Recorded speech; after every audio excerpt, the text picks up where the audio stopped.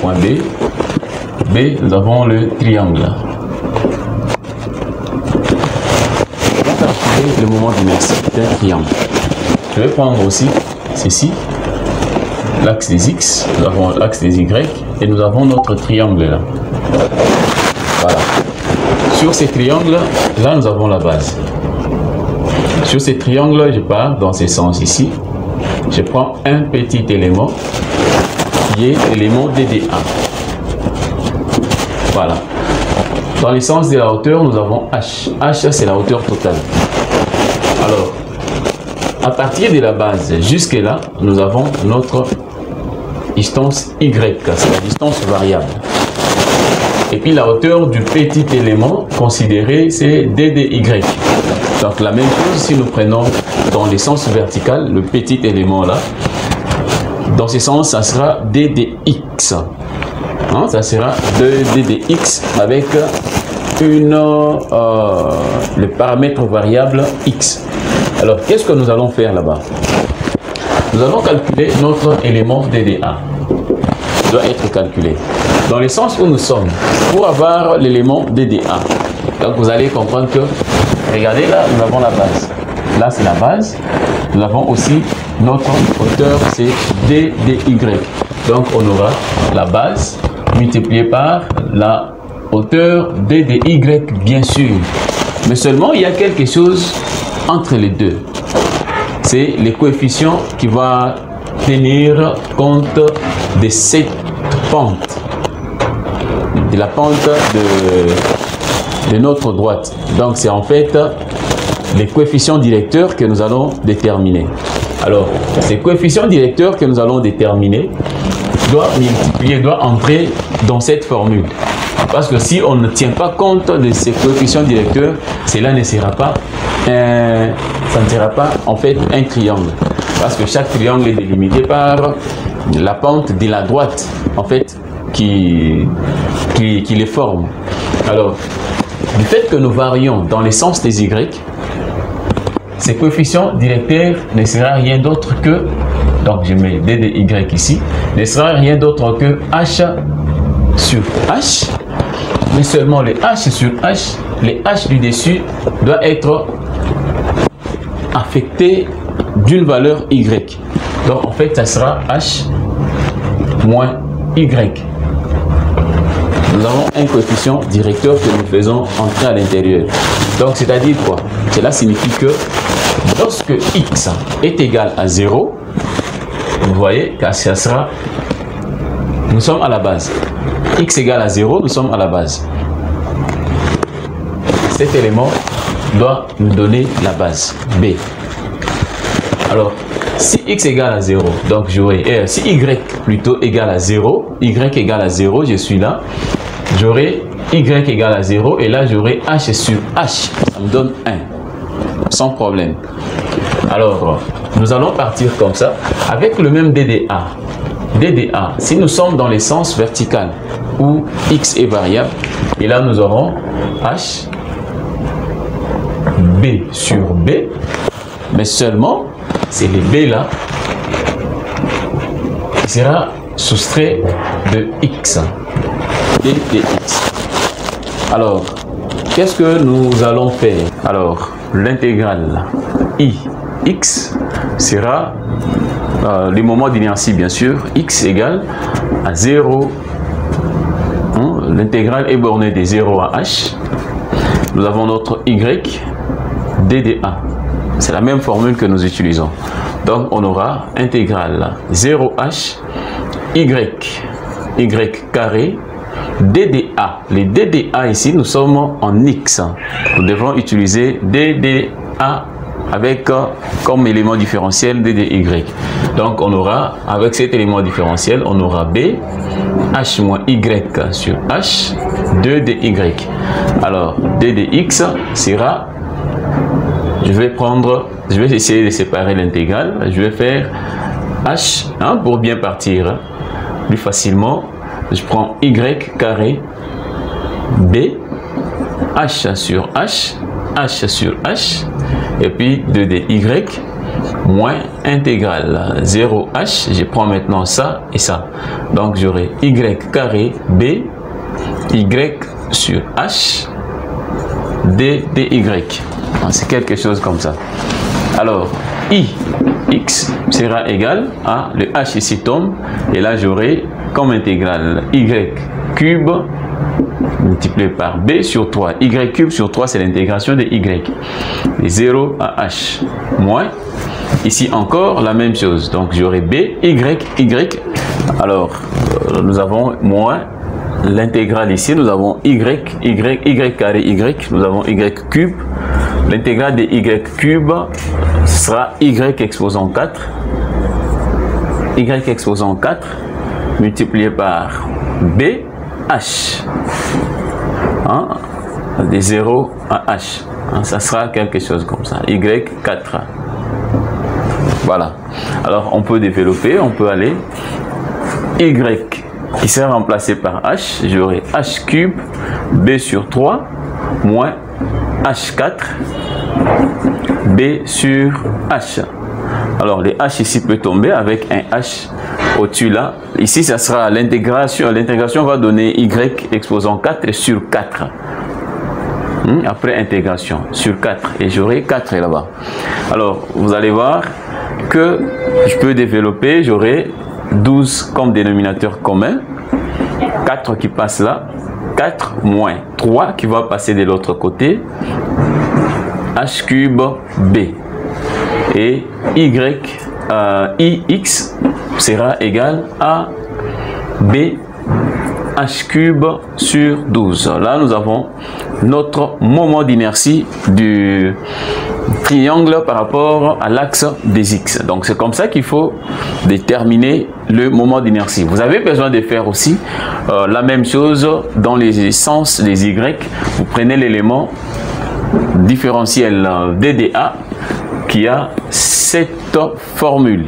Je crois que nous avons fini notre triangle et vous allez voir aussi, vous allez voir lorsque nous serons dans des applications, vous allez voir comment est-ce que le moment d'inertie varie en fonction des axes et aussi par rapport à la position bien sûr de la surface que nous considérons par rapport à ces mêmes axes. Alors, en dehors de ça, nous avons fini le triangle. Nous pouvons aller, là on avait les moments d'inertie, c'était le point 5, 1.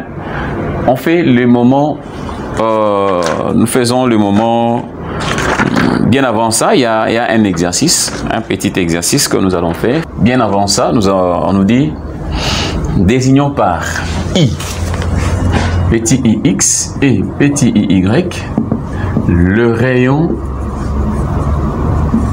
de gyration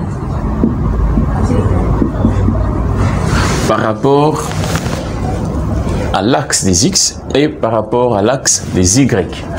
Connaissons le moment d'inertie par rapport à x et y. Le rayon de gyration ix est déterminé par ix divisé par a. Le moment d'inertie en x par rapport à la surface, la racine carrée, et le rayon de gyration en y, la racine carrée du moment d'inertie en y par rapport à la surface. Donc, je crois que vous avez ces deux éléments-là. Et on nous donne un exemple. Exemple, on nous dit déterminer ix du profil ci-dessous. On nous donne une figure qui est là. Cette figure a un vide à l'intérieur. Comme dimension, nous avons A, nous avons B, A aussi. Nous avons aussi A, mais seulement par rapport aux axes. Là c'est Y, là c'est X. Nous avons A sur 2, A sur 2. Ok, et les épaisseurs, nous avons les H, là aussi c'est H, ainsi de suite. On nous demande de déterminer les moments d'inertie par rapport à X. La question est déterminer IX, les moments d'inertie X, pour le profil ci-dessous. profilé lorsqu'on est en construction métallique. Donc c'est une surface qui n'est pas du tout usuelle. Hein, nous avons un rectangle ou un carré qui a un vide à l'intérieur. Alors comment calculer les moments d'inertie par rapport à X?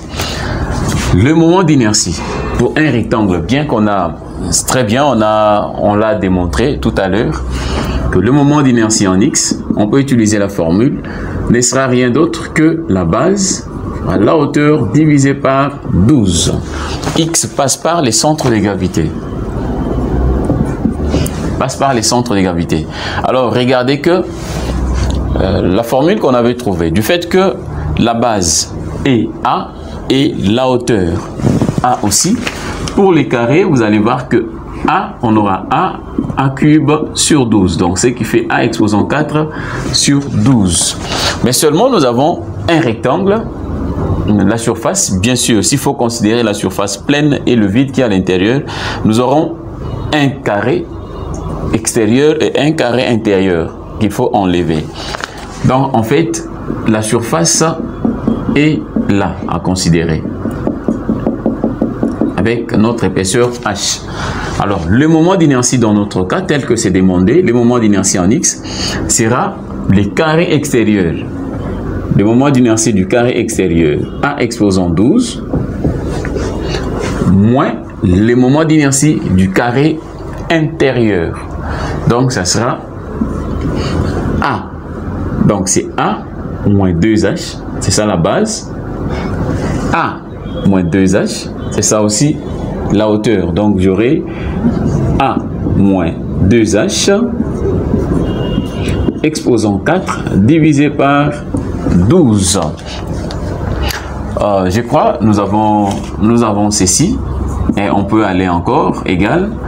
Parce que nous avons le même dénominateur. On aura A exposant 4 moins A moins 2H exposant 4 sur 12. Donc là, nous avons déterminé notre moment d'inertie par rapport à l'axe des X, tel que la figure a été donnée.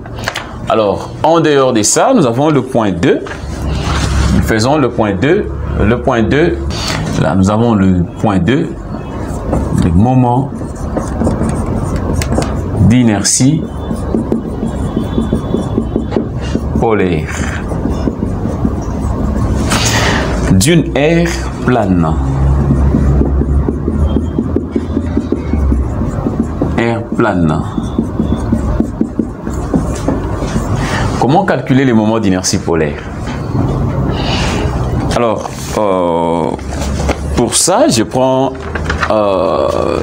un cercle. Je vais faire l'application sur un cercle. Alors, nous avons le cercle qui est là. Et je prends le petit élément, le plus petit possible. Comme mon échantillon, bien sûr, c'est cet élément ici que je vais prendre. Voilà. Et j'ai les centres O et les axes sont là. Là, nous avons l'axe des X, nous avons l'axe des Y. Alors, l'épaisseur de ce petit élément, c'est DDR. Alors, nous avons le rayon ici. Là, c'est le rayon R. Alors, le moment d'inertie polaire, IP, ne sera rien d'autre que l'intégrale dans le domaine A, R carré DD A. Voilà. Alors, il faut comprendre que R est le rayon polaire. Donc, je prends par exemple le système d'axe qui est là. Et là, nous avons un rayon polaire R. Et aussi, si nous faisons la projection en X, nous avons X. En Y, nous avons Y. Et vous restez sans ignorer que le R sera la racine carrée de X carré plus Y carré. Et si j'élève le R carré, la racine disparaît. Donc, je n'aurai pas ça. En fait, c'est comme ça. Le rayon polaire. Alors, si je remplace le rayon polaire par cette formulation, nous aurons l'intégrale A X carré plus Y carré DDA. Alors, vous aurez ici le moment d'inertie polaire qui sera l'intégrale X carré DDA plus l'intégrale dans le domaine A Y carré DDA. Et vous allez très bien comprendre que l'intégrale x carré DDA n'est rien d'autre que ix. Là, vous avez ix et là, vous avez iy. Donc, le moment d'inertie polaire est la somme des moments d'inertie dans les deux axes. Moment d'inertie polaire égale à ix plus iy. Voilà, nous avons ça. Et nous pouvons aller encore, on peut développer maintenant notre intégrale ici. Vous venez là, alors nous aurons maintenant I, le moment d'inertie polaire qui est l'intégrale R carré DDA. Et ceci, le DDA, si vous regardez le DDA, il faut comprendre, il faut voir très bien comment est-ce que nous prenons DDA. DDA, je prends d'abord la surface. La surface A égale 2pi, ça c'est la surface d'un cercle. 2pi multiplié par R multiplié par R. Donc c'est 2pi rayon carré. Ça c'est la surface d'un cercle. Alors du fait que nous travaillons sur un petit élément, c'est l'élément DDA. Ce qui fera que l'élément DDA, si nous mettons l'élément différentiel DDA, automatiquement un R devient DDR. Donc un R devient DDR. C'est comme ça. Alors, DDA aura cette formule-là. Alors, on peut aller maintenant avec IP égale à l'intégrale dans le domaine A, R carré, DDA, c'est 2pi, R, DDR. Donc, j'aurai 2pi intégrale A, R cube, DDR. Et ceci me donne le domaine ici. Le domaine ici, on va remplacer. Ici, j'aurai 2pi R4 sur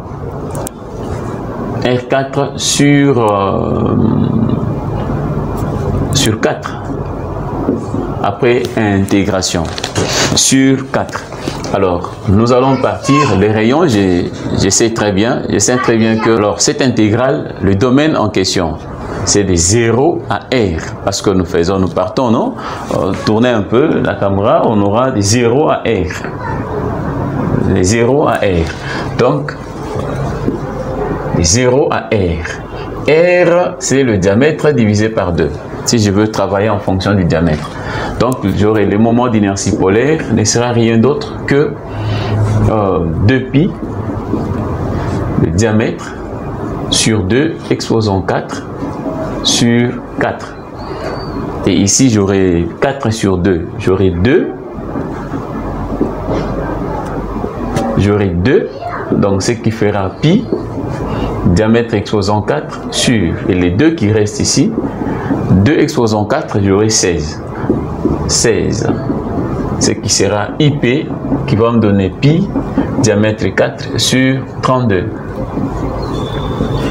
C'est une formule pour déterminer le moment d'inertie polaire. Alors, or, nous connaissons très bien que IP égale à ix plus iy, qui est égal à pi diamètre 4 sur 32 pour notre cercle. Là, c'est pour le cercle. Alors, or, pour les cercles, les moments en x égale au moment en y. Donc, en quelque sorte, les deux moments sont égaux. Alors, j'aurai 2 fois ix qui sera égal à 2 fois iy, c'est la même chose. Et ceci sera égal à pi diamètre 4 sur 32. Alors, s'il faut tirer ix, le 2 ici va multiplier les 32, ça sera 64. Donc, ix sera égal à iy égal à pi diamètre 4 sur 64. Là, nous avons le moment d'inertie d'un cercle, sans problème. Donc, je crois que vous avez très bien suivi comment est-ce que nous avons évolué pour déterminer les moments d'inertie d'un cercle par rapport à x et y et les moments d'inertie polaire d'un cercle, qui est la somme de deux moments d'inertie. Là, on a fini cette partie. Nous avons le point 3. Nous avons les théorèmes des axes principaux. Bon, pas des axes principaux, les axes parallèles. Théorème des axes parallèles.